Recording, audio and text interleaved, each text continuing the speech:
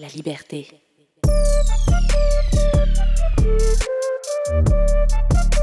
Parlons racisme. Oui, osons parler de couleur de peau, de rejet de l'autre, de préjugés, de discrimination, de privilèges et de toutes ces formes d'injustice. Osons parler même du racisme qu'il y a chez nous. Il faut soulever ces tabous, briser le silence et accepter d'affronter nos réalités, celles du racisme systémique. Bienvenue dans À voix haute, un balado en 10 épisodes signé La Liberté en collaboration avec Noir et Fier. Wilji Sagosa, directeur artistique du festival Noir et Fier et co-directeur de ce projet, est la voix de cet épisode. Épisode 7, la transmission. La discrimination, ça s'apprend et ça s'inculque. C'est une phrase que l'on a entendue dans ce projet balado. Comment faire pour éviter la transmission du racisme? Comment parler du racisme avec ses enfants? Comment s'assurer que les prochaines générations ne vivent pas ce que les précédentes ont vécu? Est-ce même possible? C'est ce que nous allons tenter de comprendre dans cet épisode dédié à la transmission. Nous avons d'abord parlé avec Axel, une jeune femme noire étudiante à l'université du Winnipeg, une artiste passionnée. Elle nous raconte son histoire et son cheminement identitaire. Quand j'étais jeune, pour moi, le monde était rose. Il n'y avait que des arcs-en-ciel et des licornes partout. J'étais très, très chanceuse de... Même si j'étais dans une école primaire majoritairement blanche, je ne me sentais pas différente des autres parce que je ne voyais pas la différence entre moi et mes amis. Ils ne m'ont pas traitée de manière différente. Mais comme presque tous les parents noirs, je dirais, il y avait toujours ces conversations avec mes parents qui me disaient que parfois il faut faire attention à la façon que je me présente parce que je suis une jeune fille noire et qu'ils m'ont jamais dit, contrairement à ce que des personnes pensent, certaines personnes disent de ne pas avoir des conversations avec leurs enfants sur le racisme si jeune et tout, mais ils m'ont pas dit que j'étais à un désavantage parce que j'étais noire, non. Ils m'ont juste averti de la réalité de la vie que j'ai plus tard réalisé moi-même et que j'ai même vécu quand j'étais jeune, mais j'avais pas réalisé parce que j'étais très naïve ou innocente. Mais du fait que c'est le fait que dans la société, je serais traitée de manière différente parce que je suis une jeune fille noire. Et aussi, dans cette vie, il y aura des moments où je vais peut-être devoir m'affirmer davantage ou travailler un peu plus fort pour montrer le fait que je mérite les mêmes chances que les autres. Et je suis très chanceuse d'avoir grandi dans un temps et une communauté qui ont vu ma valeur et dans lesquels il fallait pas que je me batte comme l'ont fait mes parents. Parce que eux aussi, ils sont venus ici. Dans cette communauté, ils ont fait leurs écoles à Saint-Boniface et tout, ils ont travaillé là. Et puis, ils ont eu une expérience très différente que la mienne. Et c'est dû à ça qu'ils m'ont dit certaines choses. Et donc, parfois, quand il y avait des problèmes, disons, à l'école, où j'étais dans une situation peut-être moins juste, ils apportaient toujours l'idée de « Oh, t'as vu, ils voient une jeune fille noire et puis c'est comme ça ils vont traiter, da. » Après, je leur disais « Mais c'est pas forcément toujours à cause du racisme, maman, papa, da. » Mais en arrière, j'étais en train de réfléchir et me dire « Est-ce qu'ils ont raison vraiment? » Parce que je sais, ils n'ont pas tort de penser comme ça, parce que c'est dû à leur vécu et à leurs expériences. Et ensuite, plus tard, je me suis rendu compte que même si je pensais que la vie était rose et tout, j'avais vécu des choses que je pouvais pas identifier parce qu'encore j'étais jeune. Donc voilà, c'était un peu comme ça mon enfance. Mais bon, comme on dit, comme l'ignorance, ça rend la vie plus facile et plus douce.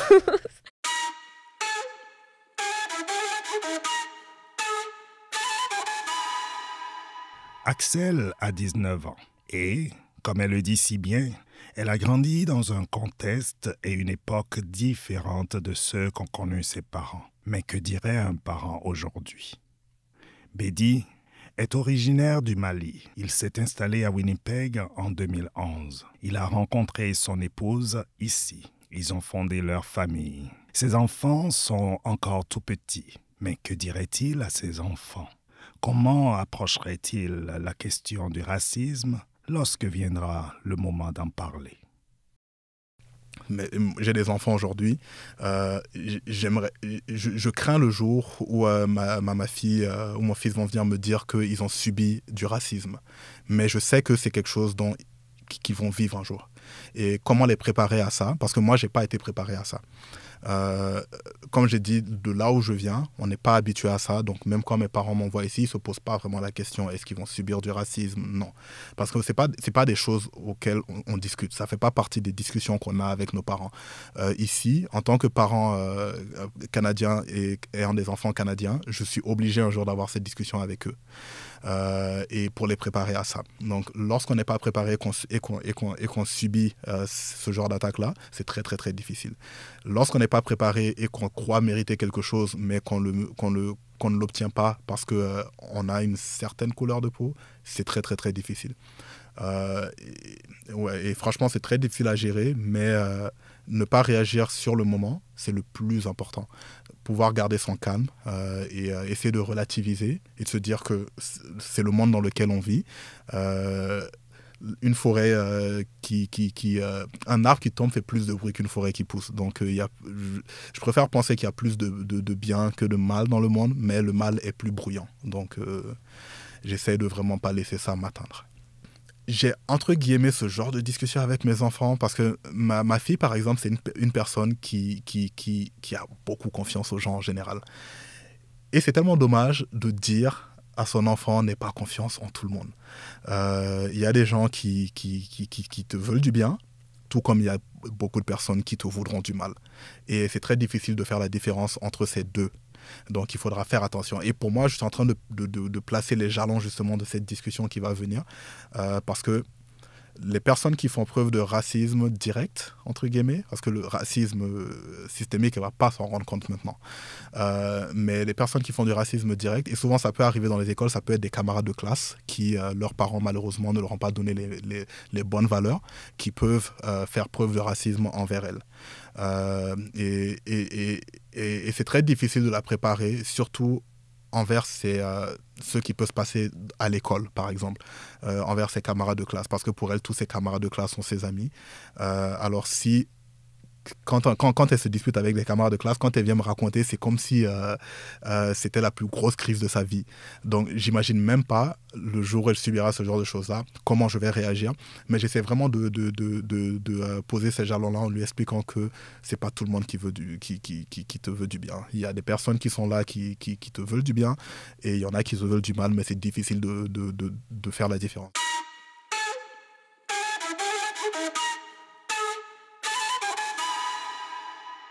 Il y a la transmission d'un parent à un enfant, et puis d'une communauté aux enfants. Autre chose qu'on a beaucoup entendu dans ce projet, c'est le fait qu'une personne racisée est généralement appelée à fournir 2 fois plus d'efforts pour obtenir ce qu'une personne blanche a. Est-ce que cette croyance est réelle? Que se passe-t-il quand on grandit avec cette réalité en tête? Nous avons posé la question à une thérapeute engagée autour de la question raciale, Leslie Hackett.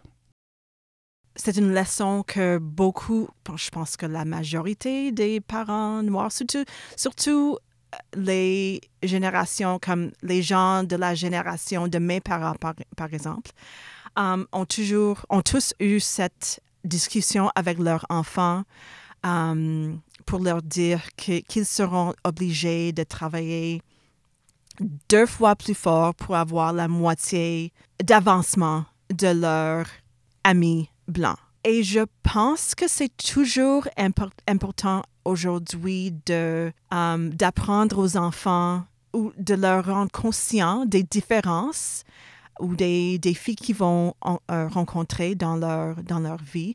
Mais il faut aussi, je pense, accompagner ce message avec la positivité. Et comme nous avons discuté aussi de parler de l'identité et la culture noire comme quelque chose de positif, comme quelque chose qui démontre que nous sommes débrouillards et qui démontre notre résilience et qui est une source de force et de fierté. Alors, je pense qu'il faut équilibrer le message, le positif et le négatif dans le message.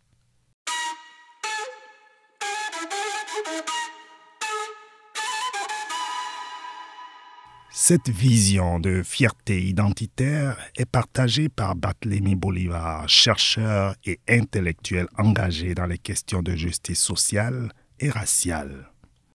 Si on ne se valorise pas, personne ne va le faire.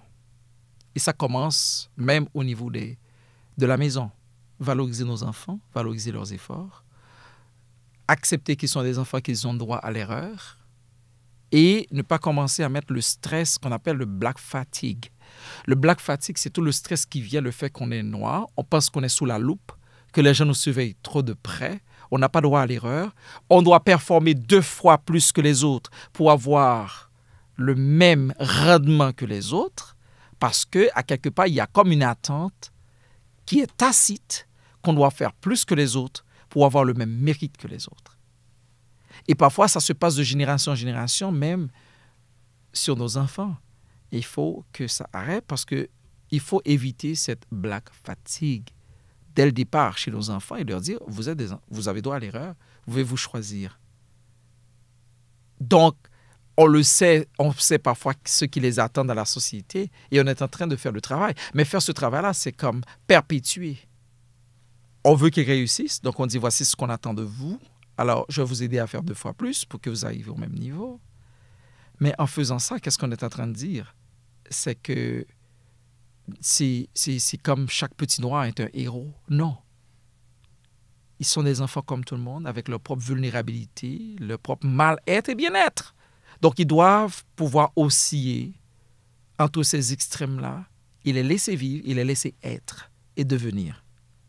Mais parfois, je comprends que même au niveau d'élever les propres enfants dans les familles, il y a toujours cette tension qui doit faire plus.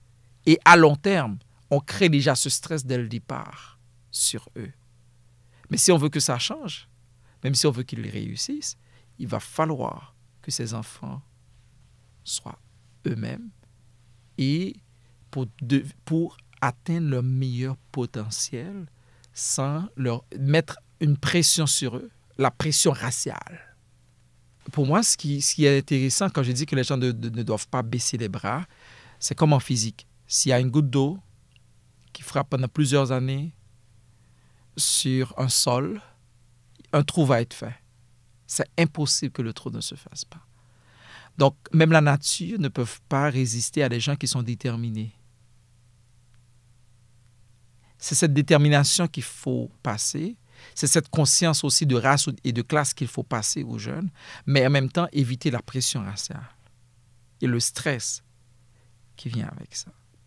Le stress, les traumatismes peuvent vraiment influencer le processus d'attachement entre enfants et parents. Alors, si les parents ont eu des vies vraiment difficiles, stressantes à cause du racisme, ça va affecter leur capacité de parenter les enfants. Et si les enfants n'ont pas ce milieu chaleureux, patient, encadrant, bien nourrissant pour leur développement mental, physique, émotionnel, oui, ça peut définitivement avoir un effet négatif sur cette génération-là.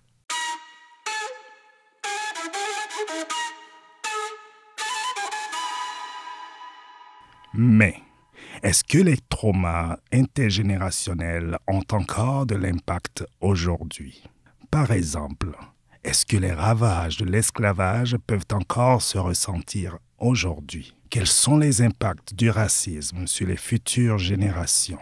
Parce que le racisme n'est pas juste un acte isolé de violence sur un individu, mais bien un système, comme nous avons pu l'expliquer dans l'épisode numéro 1. Les impacts du racisme peuvent se faire ressentir sur des générations et des générations. Une dernière chose peut-être à ajouter, c'est juste comme les effets physiques du racisme systémique, qui sont les effets du stress sur le corps, comme pression artérielle élevée, plein de problèmes de santé qui sont résultats du stress quotidien vécu par les gens racisés. Et encore, ça rend plus difficile pour soigner les enfants. Et aussi comme on parle le domaine de l'épigénétique, qui fait que les effets des traumatismes peuvent affecter le ADN des gens, évidemment, ce qui aura des effets néfastes sur leurs descendants.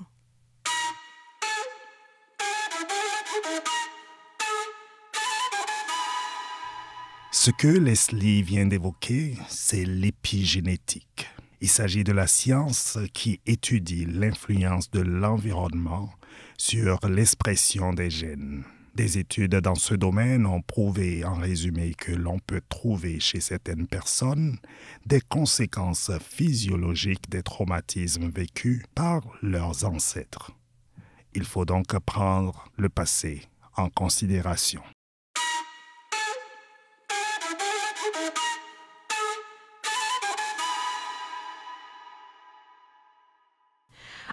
Et c'est aussi aux parents blancs d'assumer la responsabilité d'éduquer leurs enfants aussi, parce que il ne suffit pas de croire que si ils ne expriment pas d'opinion ouvertement raciste eux-mêmes, ça c'est pas assez pour contredire l'effet des paroles racistes des autres personnes que ces enfants-là vont rencontrer dans la vie. Ces parents-là aussi doivent être conscients des avantages qu'ils reçoivent à cause de leur privilège blanc et de travailler pour être conscients de ça eux-mêmes et pour les enfants en soient conscients aussi. Merci aux intervenants de cet épisode. Axel Houlet, Leslie Hackett, Bédi Traoré et Barthélémy Bolivar. À voix haute est une série balado de la Liberté réalisée en partenariat avec Wilji Sagosa et Noir et Fier. Nous remercions la Fondation canadienne des relations raciales pour son soutien grâce au financement accordé par le gouvernement du Canada ainsi que la Société de la francophonie manitobaine. Écriture, entrevue et voix off, Morgane Lemay et Wilji Sagosa. Enregistrement, Mehdi Bérédad, Alicia Régnier et Martha Guerrero. Montage, Alicia Régnier et Mehdi Bérédad. Gestionnaire de projet, Fanny Demeuzy. Directrice adjointe, Lisiane Romain. Directrice générale et rédactrice en chef, Sophie Gaulin. Merci au comité de direction du projet, le Conseil jeunesse provincial, la Société de la francophonie manitobaine, l'accueil francophone, le Centre de santé Saint-Boniface et l'Union nationale métisse Saint-Joseph du Manitoba. Retrouvez tous les épisodes de À voix haute sur la-liberté.ca. Écrivez-nous, partagez vos commentaires et n'hésitez surtout pas à mettre 5 étoiles sur votre plateforme d'écoute préférée.